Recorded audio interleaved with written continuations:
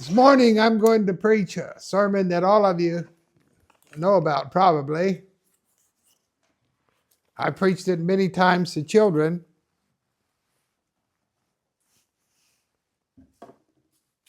David and Goliath. I will probably get into some of the junior church part of the message and some of them, because when I preach this, it gets into the junior part where I want to or not.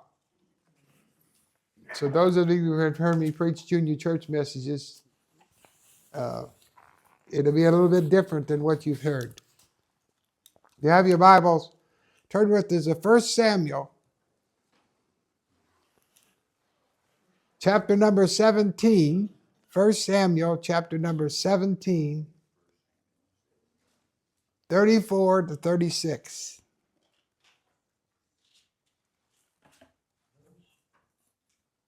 I want us to think about this battlefield. Over on this side,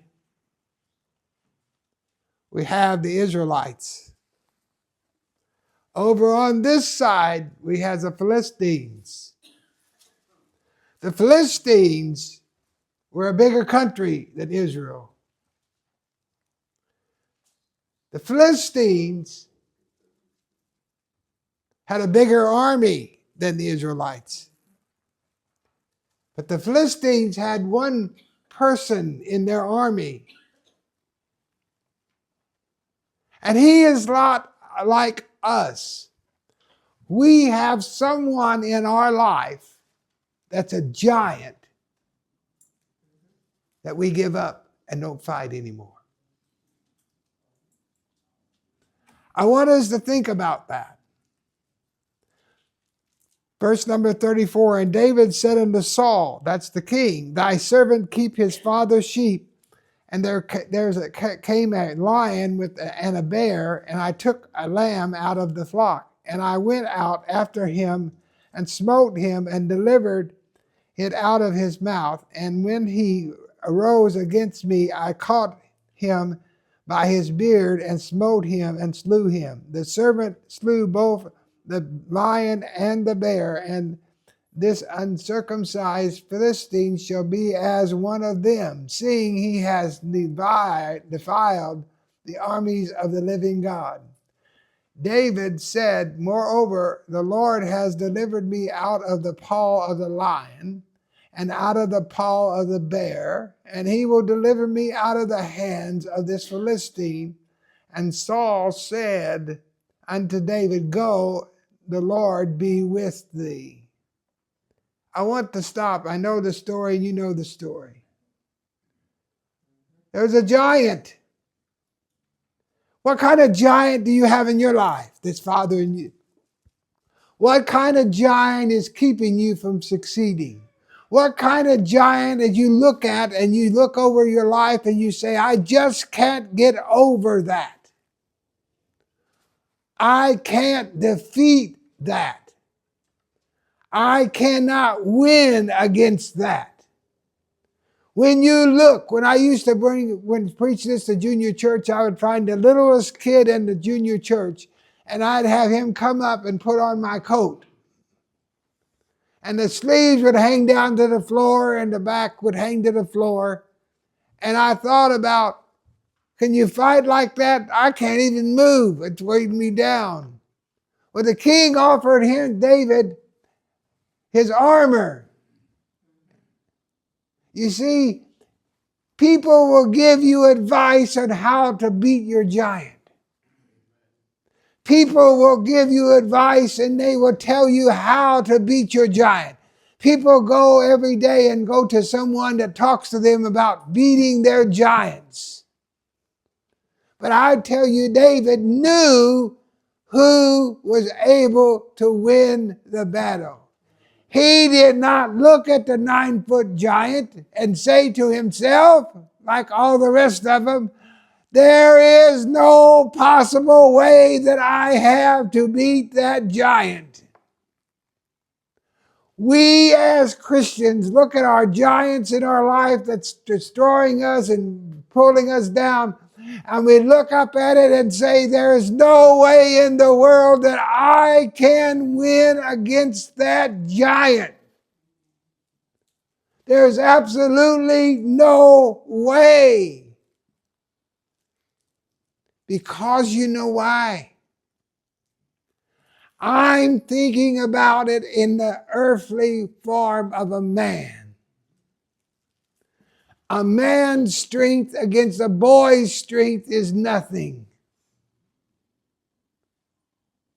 David said, I was out and I was watching my sheep, and there was a lion came and a bear, and they grabbed a hold of the sheep and had it in their mouths. And he said, I went out and I grabbed them by the beard and I killed both of them with my bare hands. What is that Philistine? He has come out here to defy the word of God. He has come out here to defy God's people. We face giants every day in our lives, in our churches' lives, and churches face them every day. Giants that are so great and so big that we cannot understand how we're going to defeat them. We find that our government and our people in power try to legislate out all of other Christians' works that we want to do. Our giants is big.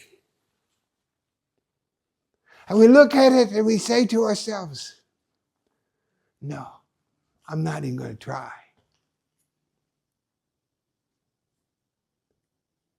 I'll step around him.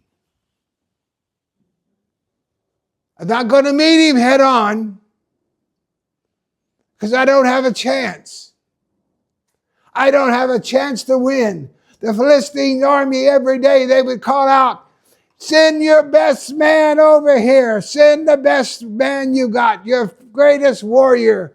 Bring him over here and fight Goliath. And Goliath would challenge him, and he would stand out there and laugh at them, and he would curse them, and he would say all the things. And it brought fear to everyone, including the king.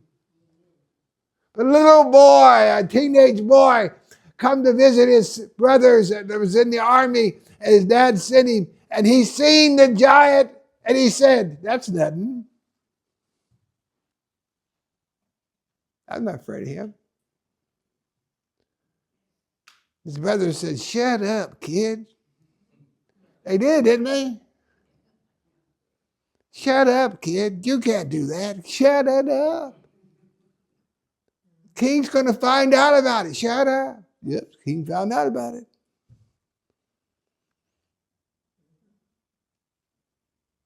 This is how bad the king was. He believed that this kid could do it. Well, he wasn't going to try not to tell him he couldn't do it, but he thought maybe he could. There's nothing to lose. And the king said, you say you can beat God? Yeah. But my God can beat anybody. Do you believe that? David said, my God can win. He didn't say, listen, he did not say that I'm going to win. He didn't say that I'm going to win the battle. He said, God's going to win the battle. Because I look upon that giant and I see that I cannot do it. But I'm looking in the eyes of a man and I see him and I see how great he is and how wonderful and built he is. And he has an armor man that just carries his shield that's so heavy. I can't beat him. People give up. They give up. We believe and we say, don't we? Now let's be honest with ourselves. We say, my God can do anything. As long as he uses Floyd.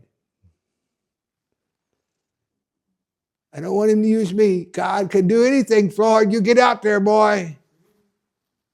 Right? God didn't say he'd do anything. I believe Jim's a big old boy. He can do it. Jim, get out there, boy. I know you can do it. And then you got the other people in the church that go, are you crazy? Do you realize how big that giant is? Do you really, really believe how big that giant is? Do you really believe that giant is that big? You haven't seen him.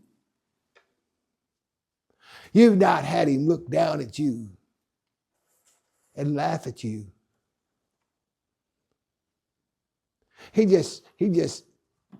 I'm a brave man and all that, but good grief, man.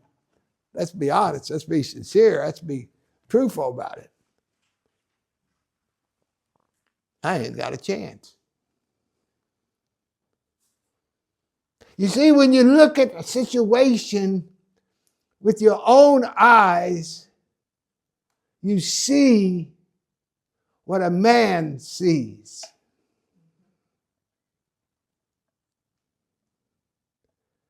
David said, he's just an uncircumcised Philistine.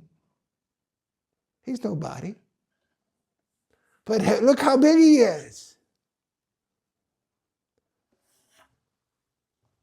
Let's see.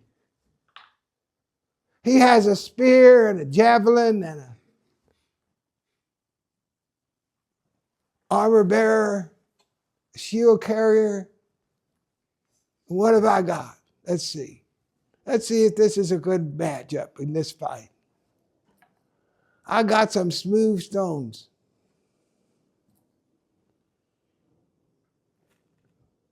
Are you crazy, David? Look what he's got and look what you got. Are you crazy? When you go against the devil with all of his might and all of his strength and all of his power, and we must, as Christians, we sometimes forget about that. He has a very powerful thing. The only one that can defeat him is God and God's people. The devil is huge. He's like the giant. He makes it seem like there is absolutely no hope. Are you sitting there because you got a giant in your life and saying to yourself, there's no hope. There's no hope I'm going to get that job. There's no hope to this and that. What are some of the things? What are some of the things that are your giants? I want to read some of the things that giants are destroying you because of them. Fear. Fear. I may look stupid, but I'm not that stupid. Look at that giant. Floyd, look at that giant. Come on, let's be honest. I know God can do everything, but did you see the giant? Did you see how big that giant is? Come on, let's be honest. Look at that giant. What about the giants in your life? Look at that giant. You fought that giant and you fought that giant and you're losing all the time and you said, I'm afraid to go into battle again. I'm afraid. Anger. I get angry.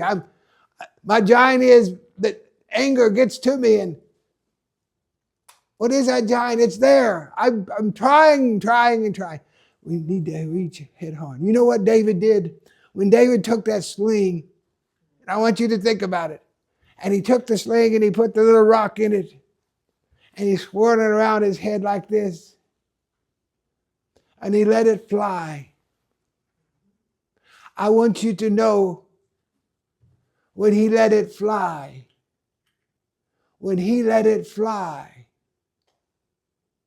it wasn't by his might that thing went. God directed that stone. God increased the power of that stone. You see, we forget It takes us to take the power and swing it around and let it go and let God direct it. Let God direct the stone. And the stone hit him right between the eyes and it sunk in. I don't know how strong David was. But let me tell you something. When God hits something, it does what it's supposed to do. And that giant fell face first on the ground. Now I want you to visualize the Philistines over here on this side of the mountain. They were laughing and they were making fun of the Israelites, and they were making fun of poor old David down there. And they were making, and the giant was saying he's nothing more than a little boy, and he can't. Why do you bring a dog out here to fight me? And then he says, you bring sticks out here to fight against me. Am I just a dog? You don't care. But they're all cheering and laughing and carrying on and having a good time. This little boy is going to be ground up. David said, I'm going to feed you to the fowls of the air. Your carcass is going to be nothing. And he cursed David by his own gods. But David had the real God.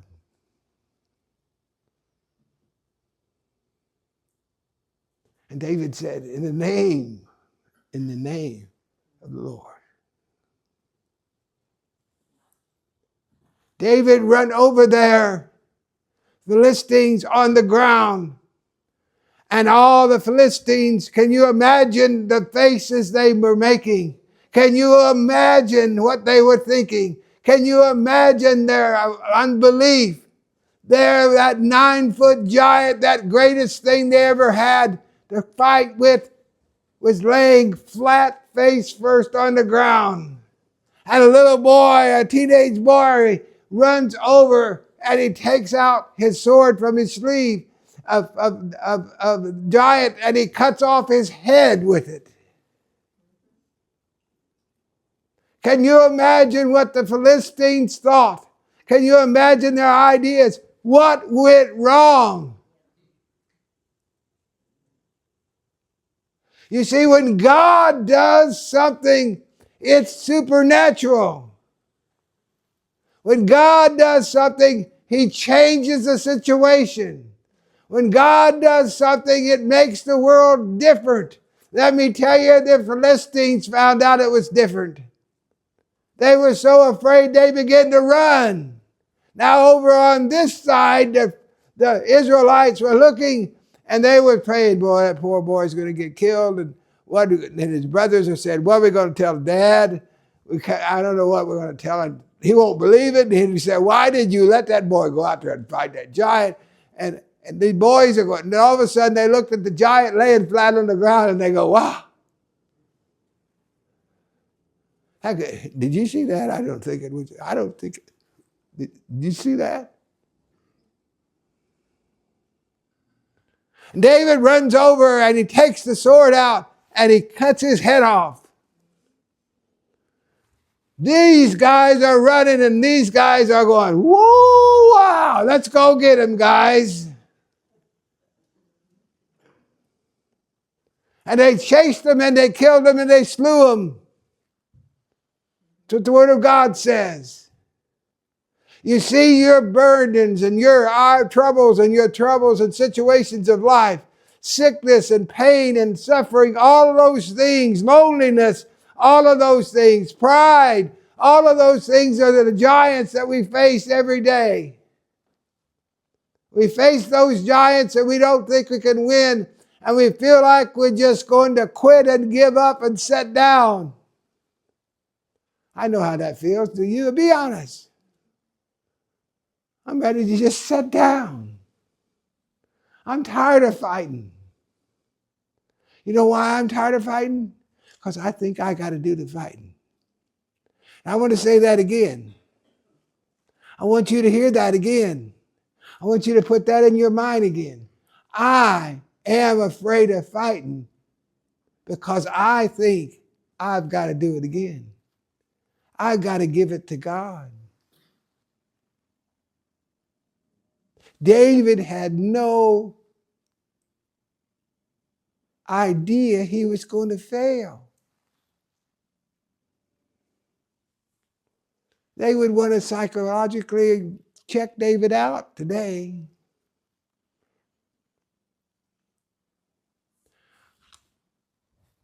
When David killed the giant, he brought joy to God's people. He brought strength to God's people. He brought belief in God to God's people. God's people. You are God's people. When we win the battle, and we are, it may seem like we're losing the battle because everything is falling apart. But I want you to know something. We don't lose. Our giants may be big.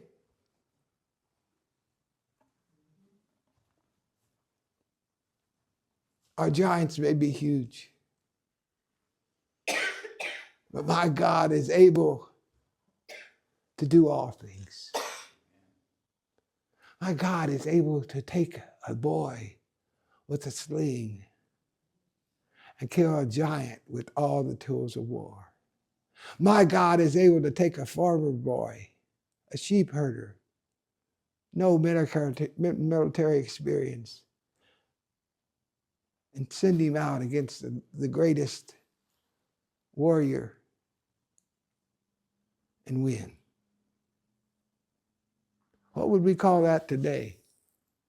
Oh yeah, that's an upset.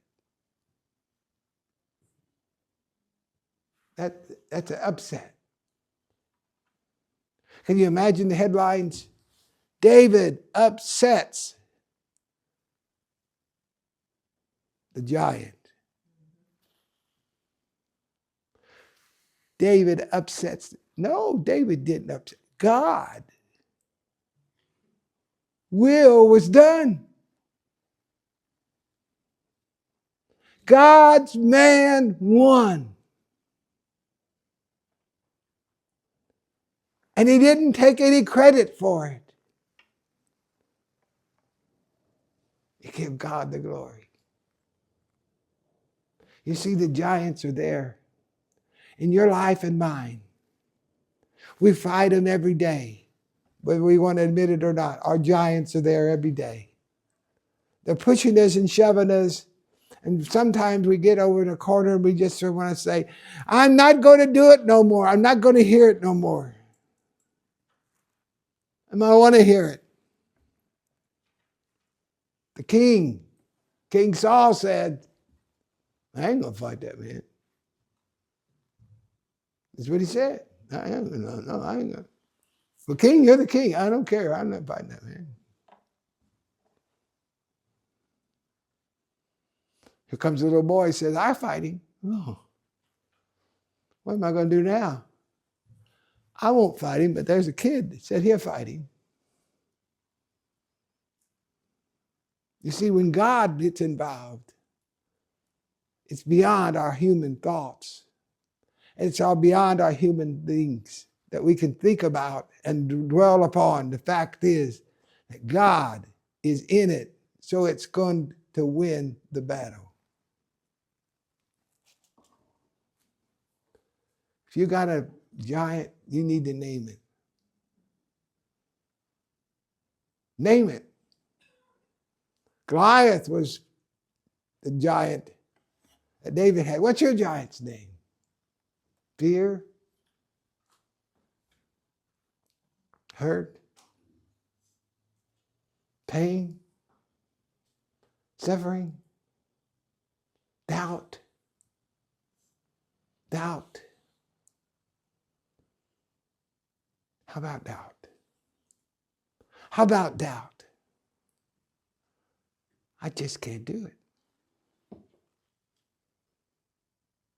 I know you said that you can do all things. And I noticed you said to me, Dennis, you can do all things through Christ which strengthens you. I noticed you gave me that too.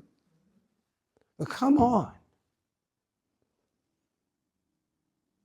This is the government. This is something else. I can't do it. But your giant's there. I'm going to tell you a story in closing. In Indiana, when I pastored up there, we had Bible study. We could take the kids out of school and take them down one day a month and have Bible study at the church. The government would not pay for any transportation. They would not pay for anything that has to do with the curriculum. They would not give us any support whatsoever, which we understood. But then they started scheduling things that kids would want to do when it was time for the Bible study.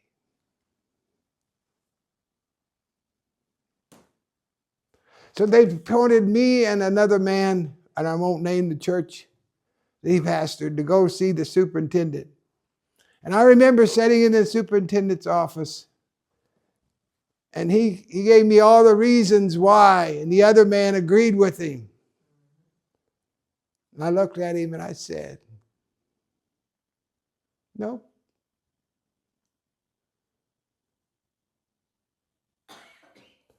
The state says that we have a right to have these children one day a month, and you cannot stop us. You can make it difficult, but you cannot stop us. And I won.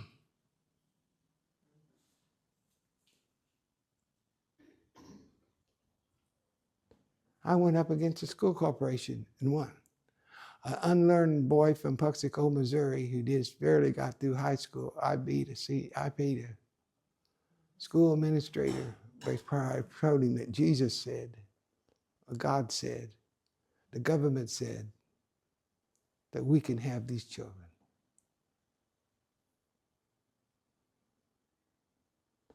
What is out there that you have to stand up for? Have to stand up against your family? Is that your giant? It's hard to stand up against your family you love.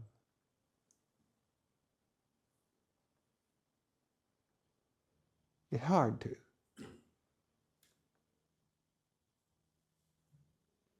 They need to see Jesus in you. If we're going to change the world, people have to see Jesus in us. They have to see Jesus in me, in you. So Jim, come and lead us in a song.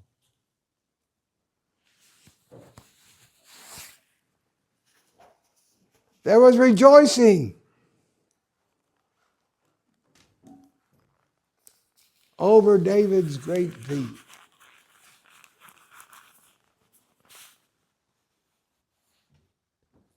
There is rejoicing in heaven over one person who gives their life to Jesus Christ in heaven.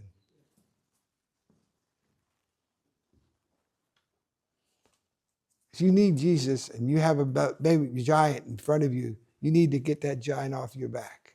Let's stand together. 306.